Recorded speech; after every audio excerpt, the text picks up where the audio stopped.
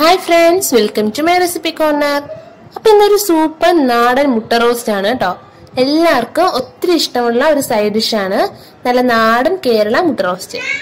ചോറിനും അപ്പത്തിനും ഇടിയപ്പത്തിനും ചപ്പാത്തിക്കും ഒക്കെ പറ്റിയ super evergreen combination ആണ്. അപ്പോൾ വീഡിയോ ഇഷ്ടപ്പെട്ടാൽ എല്ലാവരും ലൈക്ക് ചെയ്യുക, മാക്സിമം ഷെയർ ചെയ്യുക.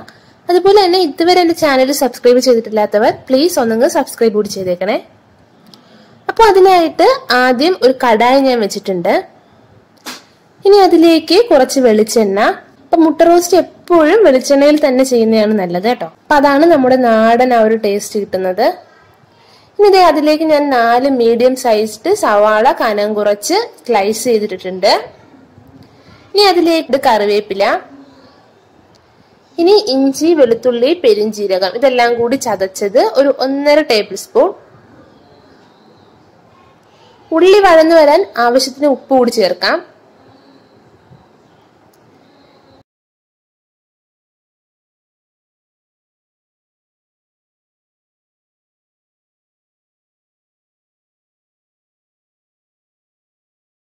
ഇനി നമുക്ക് പൊടികളൊക്കെ ചേർത്ത് കൊടുക്കാം.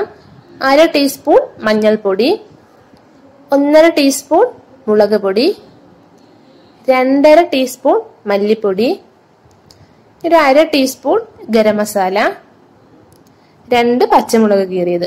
ഇതെല്ലാം കൂടി നന്നായി ഇളക്കി ആ പൊടികളുടെ പച്ചമണം ഒന്ന് മാറുന്നവരെ മിക്സ് ചെയ്തെടുക്കാം.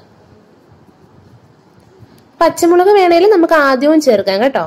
അപ്പൊ ഇങ്ങനെ ചേർക്കുമ്പോൾ പച്ചമുളകിന്റെ ആ ഫ്ലേവർ നന്നായിട്ട് കിട്ടും. അപ്പൊ ഇപ്പൊ പൊടികളുടെ പച്ചമണമൊക്കെ നന്നായിട്ട് മാറിയിട്ടുണ്ട്. ഇതിലേക്ക് 2 തക്കാളി മുറിച്ചത് ചേർക്കാം. ഇനി ഈ തക്കാളി നന്നായി ഒന്ന് വെന്ത് വരട്ടെ.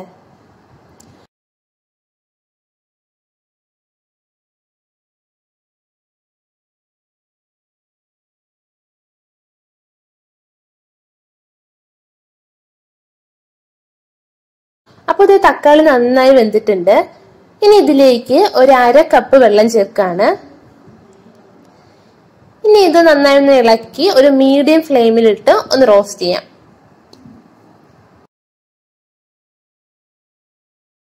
ഈ സമയത്ത് കുറച്ച് ഫ്രഷ് കറിവേപ്പില കൂടി ചേർക്കുന്നത് നല്ലതാണ് കേട്ടോ. അപ്പൊ ഞാൻ ഈ ഒരു കൺസിസ്റ്റൻസിയിൽ കുറച്ച് കുഴഞ്ഞ ഒരു പരുവത്തിനാണ് എടുക്കുന്നത്. ഇനി ഇതിലേക്ക് മുട്ട ചേർക്കാം. അപ്പൊ ഞാൻ 5 മുട്ട സൈഡ് ചെറുതായി ഒന്ന് കീറി ചേർക്കുവാണേ. ഈ മുട്ട വെളിച്ചെണ്ണയിലിട്ടൊന്ന് റോസ്റ്റ് ചെയ്തും ചേർക്കാറുണ്ട്. പക്ഷെ ഞാൻ അധികം അങ്ങനെ ചെയ്യാറില്ല. അപ്പൊ ഡയറക്റ്റ് ഇങ്ങനെ ചേർക്കാറാണ്. അപ്പൊ ഇത് നമ്മുടെ ടേസ്റ്റി നാടൻ മുട്ട റോസ്റ്റ് റെഡി ആയിട്ടുണ്ട്. ഇത് നമുക്കൊരു 10 മിനിറ്റ് ഒന്ന് മൂടി വെച്ച ശേഷം മാത്രം സെർവ് ചെയ്യാം. അപ്പോഴാണ് കൂടുതൽ ടേസ്റ്റ് ഉണ്ടാവുക. അപ്പൊ എല്ലാവരും ഉറപ്പായിട്ട് ട്രൈ ചെയ്ത് നോക്കുക, കമന്റ്സ് അറിയിക്കുക. അപ്പൊ ഇതുപോലൊരു ഈസി ആൻഡ് ടേസ്റ്റി റെസിപ്പി ആയിട്ട് നെക്സ്റ്റ് എപ്പിസോഡിൽ കാണാം. Till then take care and by.